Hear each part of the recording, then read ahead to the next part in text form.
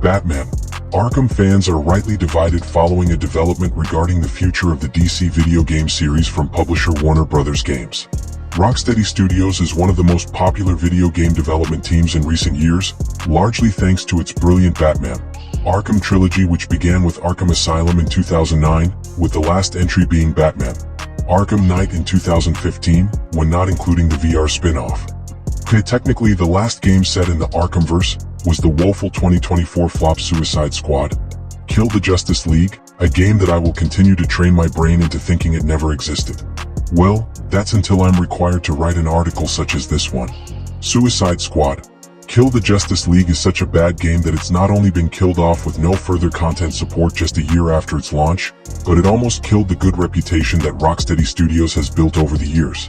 It's unclear how much creative input Rocksteady Studios had over Kill the Justice League, or whether the game was the bidding of corporate overlords trying to jump on that live service gravy train. Either way, I just hope all those involved have learned from any mistakes that may have been made. As such, Rocksteady Studios will no doubt be trying to rebuild its reputation and gain back the trust of many fans. One way to do that is by developing a remake of Batman Arkham Asylum, or by giving us a proper sequel to Arkham Knight. With that in mind, former MCU director and producer James Gunn is now working alongside Peter Safran to build up the DCU, donning a new age of Batman, Superman, and more movies galore.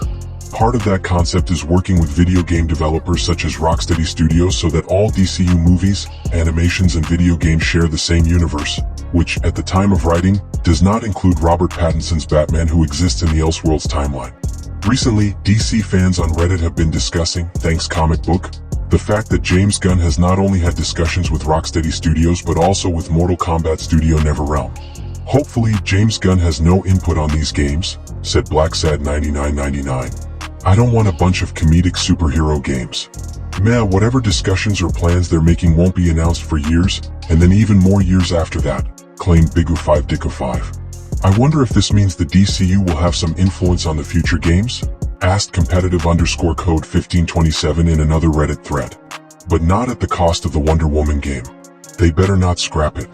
Sorry to break it to you, competitive_code 1527, but that Wonder Woman game was cancelled after you made this comment. I think you may have cursed it. This is good news.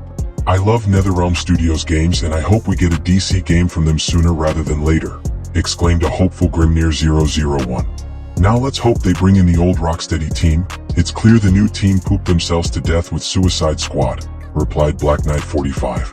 I'm not sure how I feel about James Gunn getting involved with the development of DC video games. After all, at least from his perspective, it's uncharted waters at the moment. Personally, I'd be more than happy for the likes of Rocksteady and NetherRealm Studios to be left alone to work its magic, or in Rocksteady's case, rediscover that magic. That being said, if James Gunn has some genuinely helpful input that is for the better of the game, then that probably won't be a bad thing. I guess only time will tell.